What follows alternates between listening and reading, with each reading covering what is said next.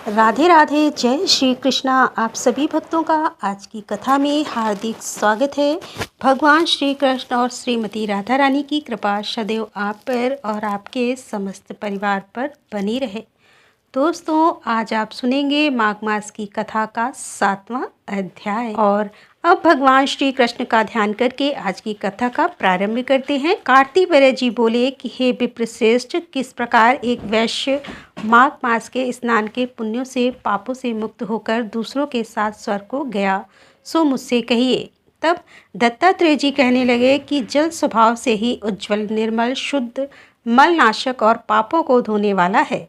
जल सब प्राणियों का पोषण करने वाला है, ऐसा वेदों ने कहा।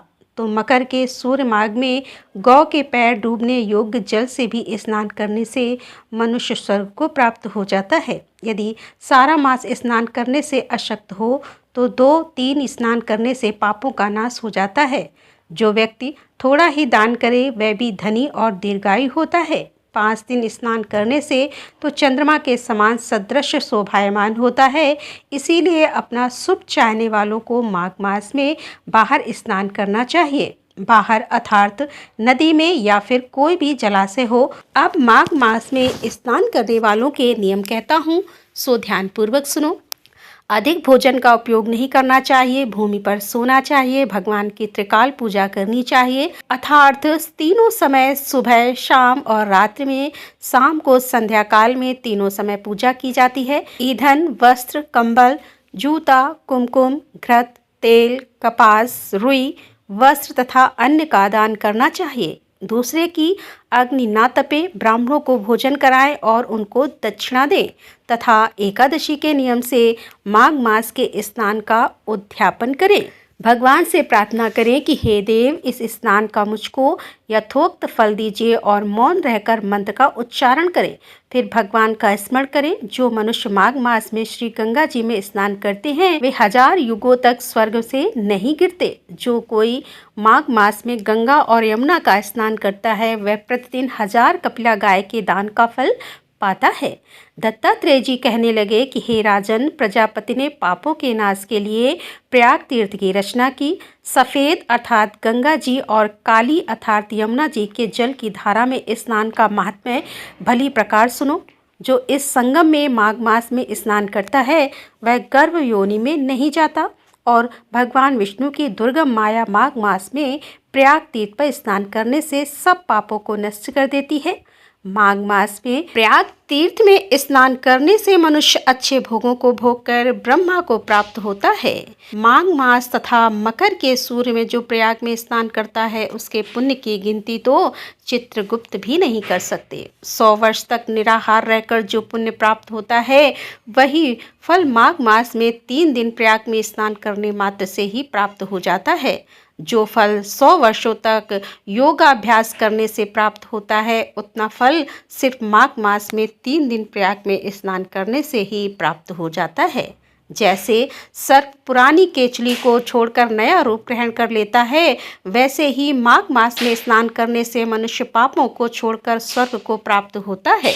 परंतु गंगा यमुना के संगम में स्नान करने से 1000 गुना फल प्राप्त होता है। हे राजन, जिसको अमृत कहते हैं वह यह त्रिवेणी ही है। ब्रह्मा, महाशिव, रुद्र, आदित्य, मरुदगण, गंधर्व, लोकपाल, यक्षगही, किन्नर, अणि, मादि गुणों से सिद्ध तत्व ज्ञानी ब्रह्माणी, पार्वती, लक्ष्मी, सचनेमा, दति, अदिति और संपूर्ण देवपत्नियां तथा नागों की स्त्रियां घृताची, मेनका, उर्वशी, रंभा, तिलोत्मा, अप्सरागण और सब पितर मनुष्यगण, कलयुग में गुप्त और सतयुग आदि में प्रत्यक्ष सब देवता माघ मास में स्नान करने के लिए आते हैं।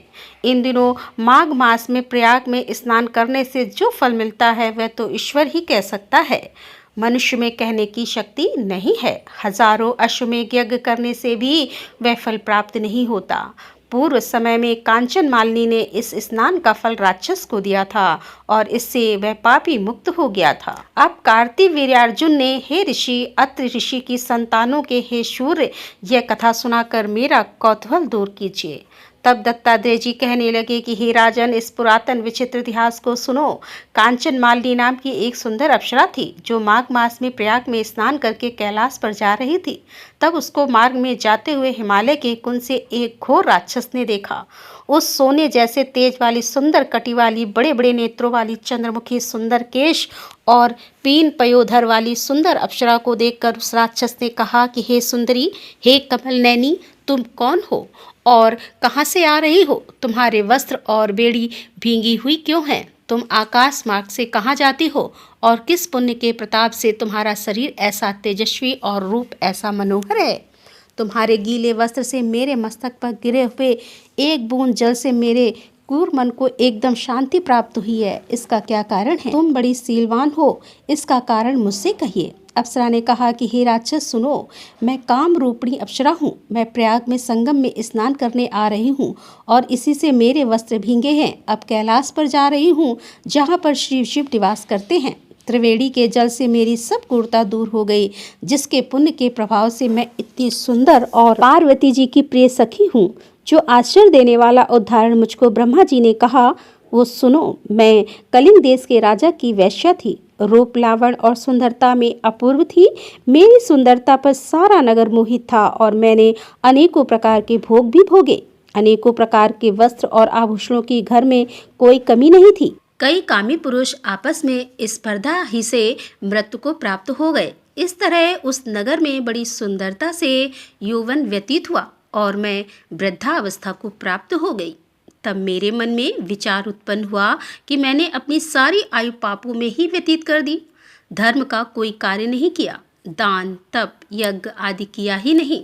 शिव या दुर्गा जी की आराधना भी नहीं की, ना कभी भगवान विष्णु का पूजन किया। इस प्रकार अशांत चित्त से मैंने एक ब्राह्मण की शरण ली जो वेदों का ज्ञाता और ब्रह्मनिष्ठ था। मैंने उससे पूछा कि मेरा उद्धार किस प्रकार से हो सकता है। राजा, साधु, सज्जन, अच्छे और बुरे सभी पर दया करते हैं, इसीलिए मुझ दीन पर भी कृपा करके मुझ कीचड़ में डूबी हुई को पकड़कर उबार दीजिए। क्षीर सागर क्या हंस को ही दूध देता है, बतख को नहीं देता। तब वह ब्राह्मण जो कि राजा का पुरोहित था, मेरी इन सब बातों को सुनकर मुझ पर दया करके कहने लगा कि तू ब्रह्मा के क्षेत्र में प्रयाग में जाकर माघ मास में त्रिवेणी संगम में स्नान कर, परंतु मन में अशुभ क्रिया का विचार नहीं करना। पापों के नाश के लिए महर्षियों ने तीर्थ स्थान से अधिक और कोई प्रायश्चित नहीं बतलाया है। प्रयाग में स्नान करने से तू अवश्य ही पवित्र होकर स्वर्ग को जाएगी।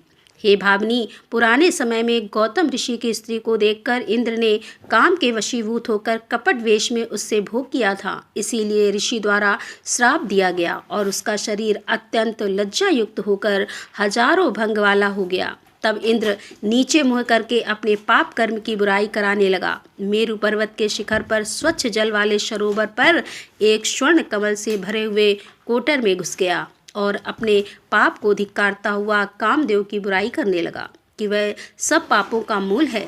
इसके ही वशीभूत होकर मनुष्य नरक में जाते हैं और अपने धर्म में कीर्ति, यश और धैर्य का नाश करते हैं। अब वहाँ इंद्र ऐसा सोच रहा था कि इंद्र के बिना सारा देवलोक ही शोभाहीन हो गया।